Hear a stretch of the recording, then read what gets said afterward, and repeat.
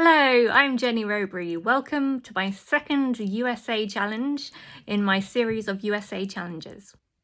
I am doing this USA challenge because I'm trying to get to New York for urgent and essential neurosurgery.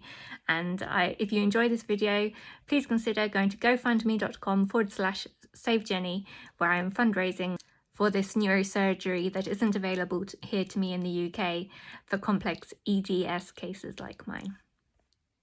So on to the challenge. In this second challenge, I am going to recount the differences between the USA and the UK that I know, that I can think of off the top of my head without looking it up. I challenge you to join in with this USA challenge too and make your own video of the differences that you know. And don't forget in your video to mention why you are doing the challenge, which is to help fundraise for this surgery that I'm doing, and include the fundraising link gofundme.com/SaveJenny. And now I will start the challenge. So in America, apparently they don't have egg cups. In the UK, when you're growing up, your parents might make you egg and soldiers, which are boiled eggs, and you put each of the boiled eggs in an egg cup, and you, with a little teaspoon, you smash the top of the egg a little bit and then slice the top off of the egg with the spoon.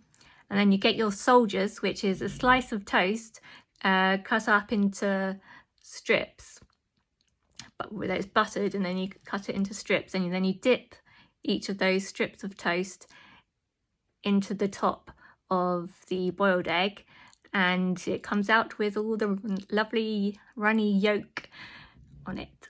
Speaking of eggs, when I was younger and watching films from the US and an egg was on screen, say, I'm thinking of Beethoven, the dog film, that sort of era. And I always thought the eggs weren't real, that they were fake because they were white. And that's not something that we have in the UK. We don't have white eggs. They're sort of browny, speckled, and I think it's because it's a different breed of hen laying different colours of eggs. But also I know that in the washing process in America, it strips the egg of its natural coating, protective coating, its natural cuticle. And that's why American eggs have to be kept in the fridge. Whereas if you go into a UK supermarket, you'll find the eggs in just a normal aisle that isn't refrigerated or anything. It's not a cool aisle. You'll find the eggs in a similar aisle to what you'd find bread in or things like that. And that's because we don't strip that outer, the natural protective coating of the egg off, so it doesn't, that layer keeps helps keep bacteria out, so it doesn't need to be refrigerated, and that's why we don't keep eggs in the fridge. And speaking of the soldiers part of egg and soldiers, the soldiers is the bread, and apparently American bread is very different from UK bread. American bread is a lot sweeter, and apparently to Brits it would taste extremely sweet and almost cake-like. Americans add a lot more sugar to a lot more things, so their base level of sugar is a lot higher that they're used to, so they don't notice that their bread's so sweet, but coming from the outside in, it tastes very sweet.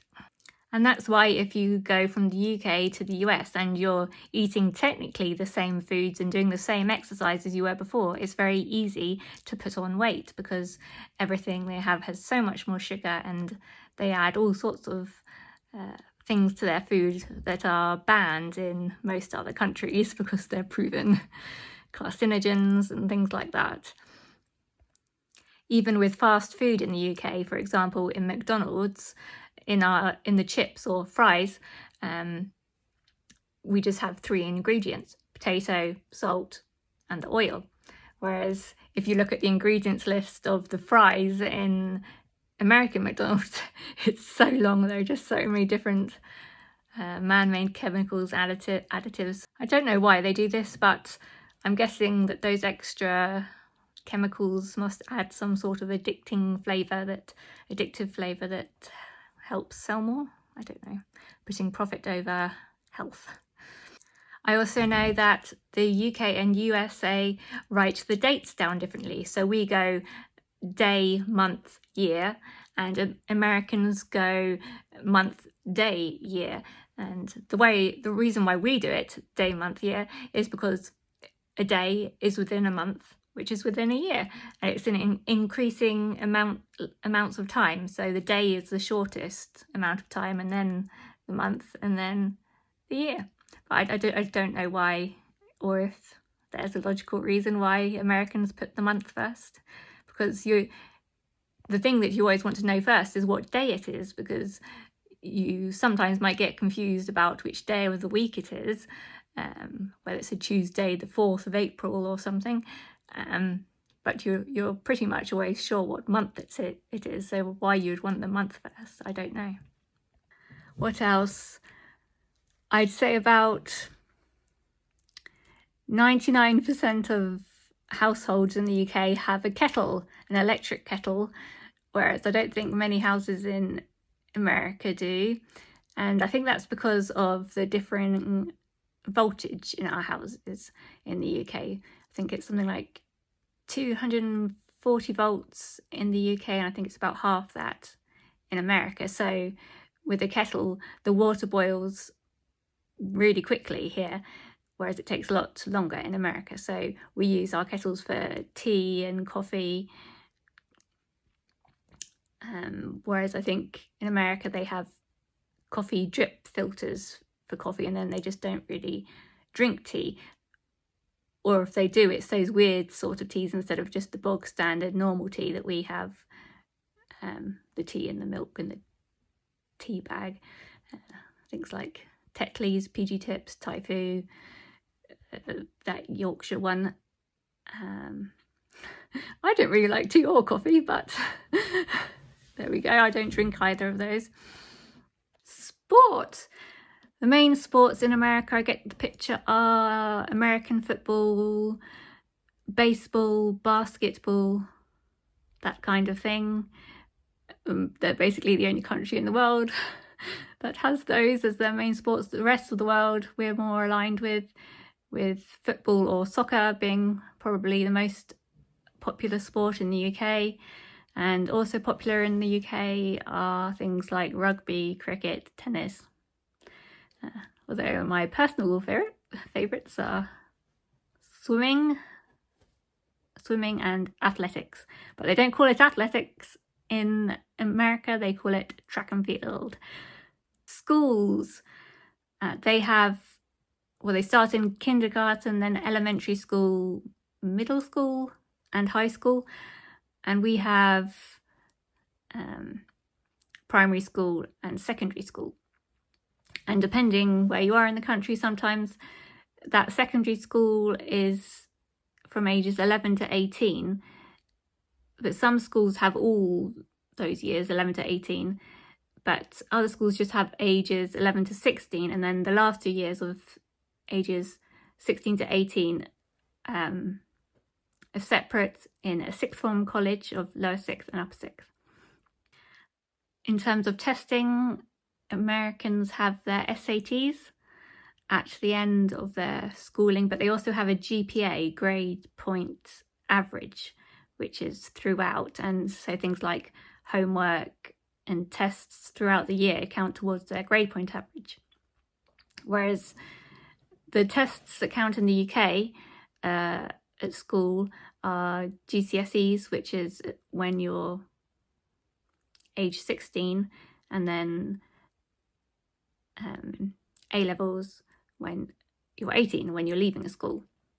And it's only those exams that count towards anything official. All our work throughout the year, homework, etc., doesn't count towards anything. Our meals, now it depends where in the UK you're from. I personally call the 3 meals of the day breakfast, lunch and tea, but some people call that last one dinner or supper, or if you're having the main meal at lunchtime, sometimes that will be called dinner. So, for example, school dinners is the main meal at lunch.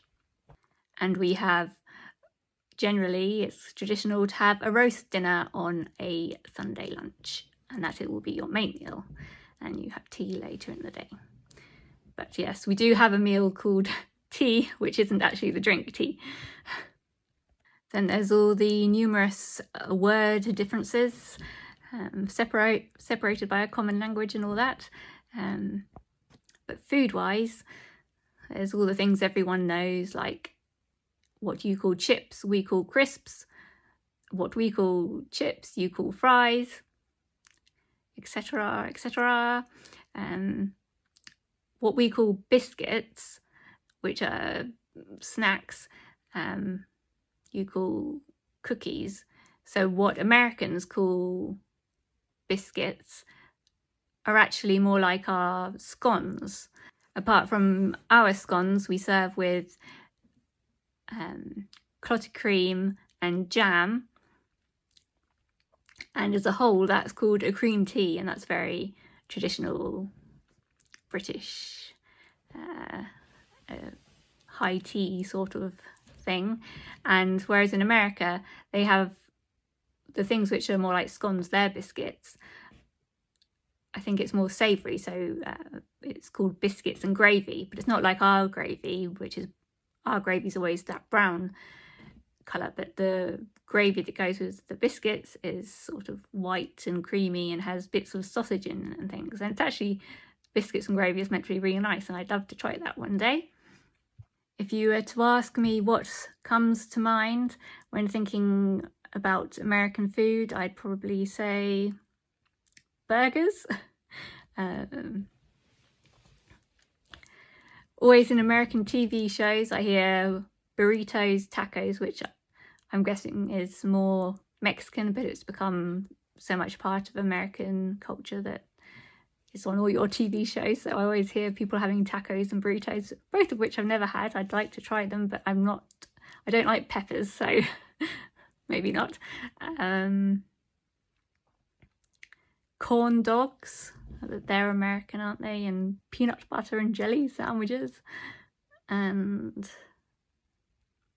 like I said before, biscuits and gravy. Yes, whereas in the UK, the things that we're known for aren't abroad, aren't we? Things like fish and chips and meat pies, curry maybe. But things that typical family meals that you have when you come home from school when you're growing up. I'm thinking of spag bol, so spaghetti bolognese, lasagna, curry, just things like that. And on a Sunday, your Sunday roast. And what we call puddings, which is Americans call desserts, which we do call them desserts as well, but in America, pudding is a very different thing. It's a very specific, gooey, not quite custard, but something. It's in a pot, I think, and you spoon it. So it's not what we would call pudding, which is what you can have all types of different pudding in the UK. Things like pavlova and sticky toffee pudding, trifle, things like that. So at school in the UK, we get taught all the subjects all year round. Whereas in America, I think they have different subjects that they have in each, what we would call term, but they call semester. So they might be doing, say, English, geography, gym, a few subjects every semester, whereas we do all the subjects every single week. And we do that till the age of 14, because age 14 to 16 are your GCSE years, at the end of which you do your GCSE examinations. And for those, when you're 14 to 16, you'll choose between about 9 and 11 subjects to do at GCSE. So you're doing 9 to 11 subjects all year round. And then when your age is 16 to 18, when you're doing your A-levels, you'll narrow it down to about four subjects in general. Some people do 3, some people do 5, but in average it's about 4. So we specialise our subjects a lot earlier, and then we choose just one subject to study at university or college, whereas in America, when they go to university or college,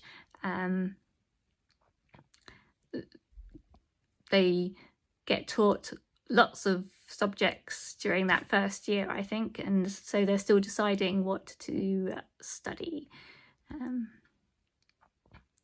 But in a UK university, it's just one subject and you get taught lots of different things about that subject.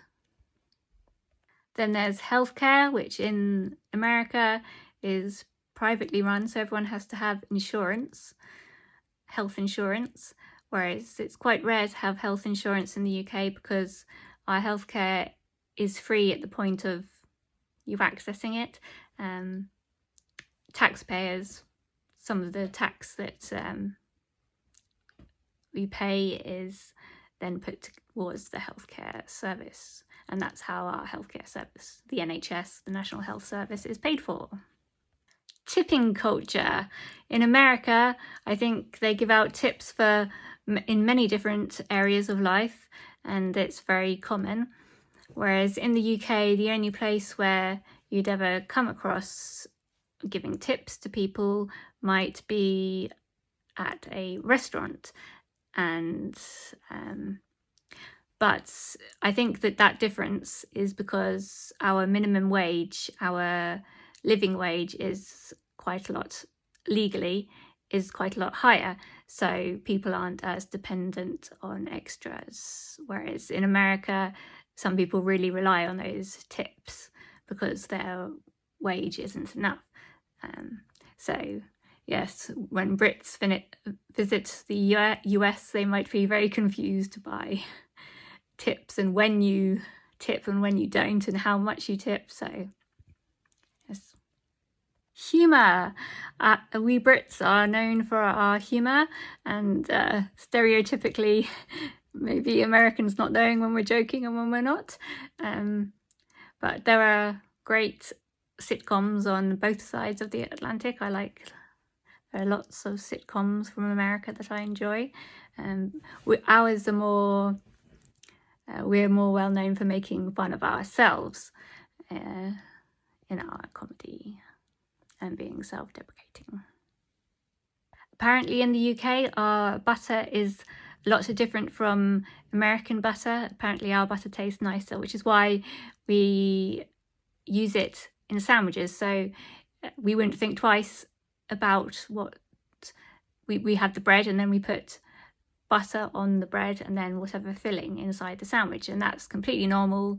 We wouldn't even realize that other countries don't do that. But America, you don't put butter on the bread. It might be mayo or something like that instead, or nothing at all. That's all I can think of for now. I look forward to seeing your USA challenge videos. In the description box below, I shall put a link to my YouTube video that explains exactly what is wrong with my neck and what needs to be done in the surgery to fix it. Let's hope that this USA challenge will help me get to the USA for the surgery. Thank you.